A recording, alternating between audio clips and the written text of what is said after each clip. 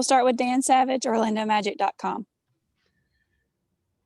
Gary, just talk about how you're feeling. Obviously, with some of the injuries, you step into another role. Just how comfortable are you, and how are you feeling so far this season? Feeling good.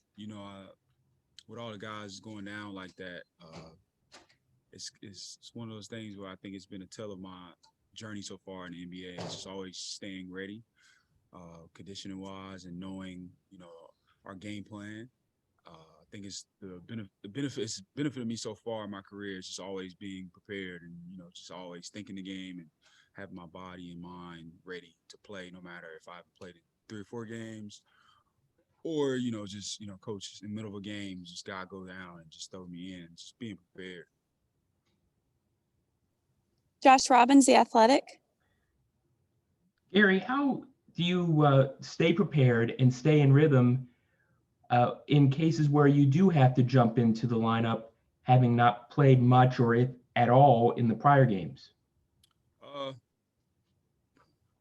think it's the biggest part of being a professional.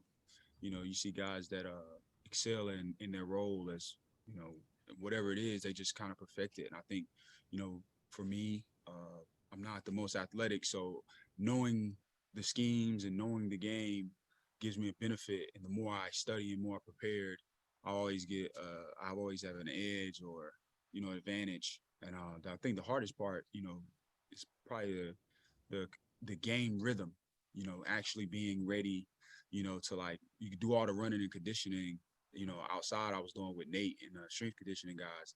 But, it's nothing like the change of direction of a regular game and how the game flows. I think, that and just rhythm shooting, I think I'm like 0 for 7 or 9 right now from 3. So, those one of those things that comes with, not playing many games, but, just never being not confident, always staying confident and just being prepared that, the next one's going to fall. So coach and the guys Terrence always tell me, G, just keep shooting, keep shooting. Dante Marcatelli. Hey, Gary, last couple games, obviously the shooting isn't what we saw in the first 4 games, but how excited are you knowing that that's what you do best? You can come in here and this is an opportunity for you and you can maybe help this team through this rough stretch. I think just my resume of being able to knock down a shot, it's easier said than done to, think about the next shot when you're so passionate about your craft and, how confident you are when you're putting in that work. But yeah, I know it's been ugly, as far as the lid hasn't come off the basket yet. But I'm confident, the team is confident, coach is confident in me to, be able to step in there and knock down some shots and provide, the spacing that allows our guys to really, get in and get in the paint and, Vooch to facilitate inside is with the extra spacing that I bring. So, it's just continue to shooting and just being confident. Dan Savage. Gary, you played such a big role for this team last postseason, both guarding Giannis and with your contributions offensively. Just how much did you draw from that experience and how much of a learning experience was that for you? It was a huge learning experience, and just playing the best. I think they were the best offensive team and close to being the best defensive team last year, and just being there's no plays off, so you have to be extra prepared for the game plan. And I think defensively, I think I'm night and day better at what to expect on a night in and night basis, what other teams like to do. I think confidently, I'm more confident in guarding, pretty much anyone after guarding, him as my assignment. So, I just, you kind of take it, a little bit of it and move on, but I hold an edge with myself every day, as knowing that I had that assignment postseason. Josh Robbins. I'm curious, Gary, how much do you work with Bruce Kreiger? Bruce. So when I first got here, I was with Bruce every day to work on my shot because I'm one of those guys that I try to figure out if I wore a wristband that day, that's why I didn't make a shot or something like that. And he just kind of nonstop like worked on my rhythm and the things that like matter in the shooting, with someone that my mechanics are so natural, and my footwork and stuff like that. So like when things go as they've been going, he's the first person that, is usually approaches me, and just lets me know like how minor of a fix it is for, right now, like I've been shooting on my toes.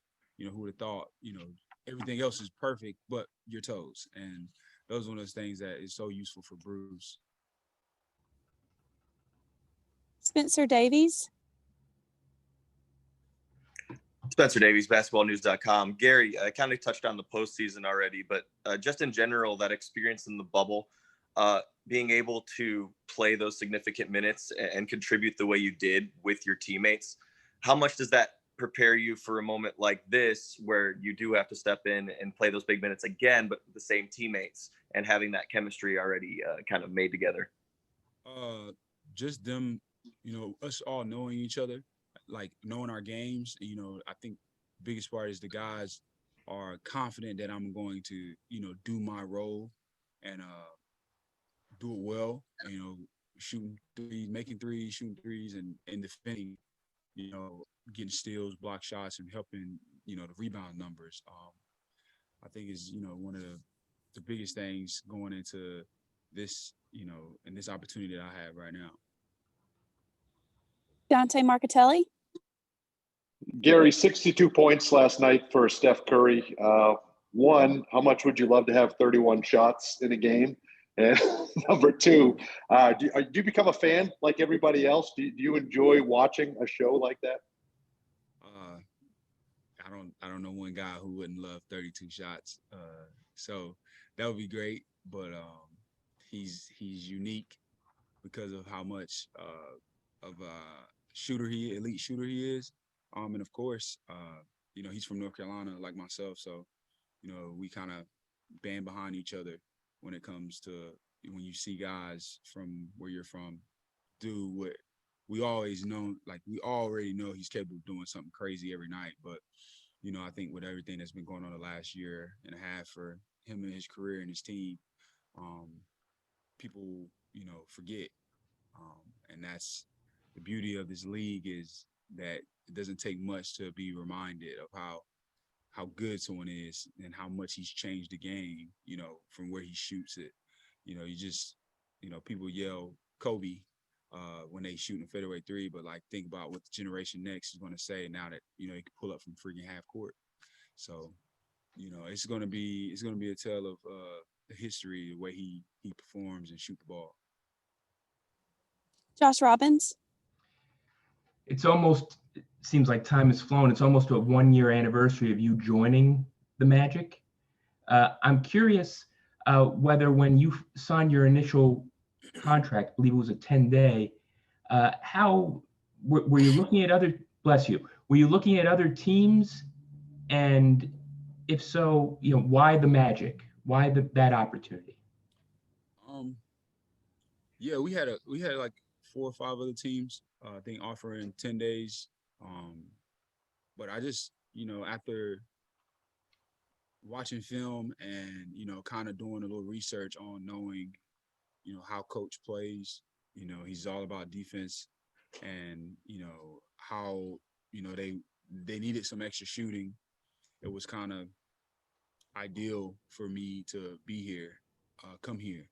And, because I, from college, being at Cincinnati, we pride ourselves on defense.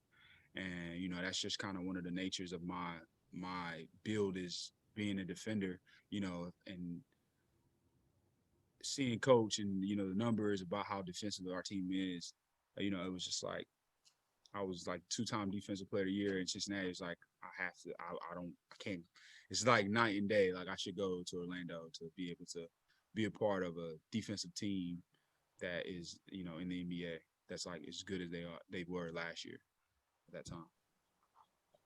okay, we have time for a couple more. Spencer Davies, In that year that you've been here, do you feel like you've built trust? And what do you feel like is the key to building that trust in that first year? Coach doesn't mean the shooting part is, is beautiful.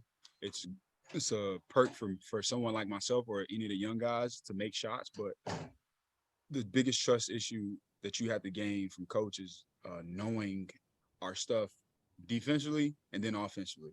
You can survive a couple nights not knowing exactly what you're supposed to do offensively, but like defensively, it's you in and something happens within those first couple possessions that you don't do right, then that's kind of, you lose coach's trust. So I think the biggest part for me in the year was to learn, everything that is expected from us on the defensive end. The play calls on the offensive end, coach is very, he kind of gives you a lot of plays, but, you kind of prepare each game based off of like how the other team plays. So you can kind of get an edge or advantage as to like what plays are going to be called so that you can prepare. But the defensive part is everything here. And I learned that like pretty fast as far as, how do I get on the court when I like had times where I've been playing, like just be ready, and knowing our schemes. Okay, last questions for Gary will go to Dan Savage. Gary, with the Cavs in town tonight, just how important is it to contain their perimeter players, keep them out of the paint, and control the glass against a Cavaliers team that seems to excel in those areas? Well, they're coming off a good win in Atlanta, and the biggest thing, two things with them is their offensive rebounding, with how big they play, and it's not going to be a night where our big guys are going to get a bunch of rebounds because their task is to keep Drummond and McGee off the glass. So it'll be a tale of just keeping their guards out of the paint, because their guards are really hungry to score.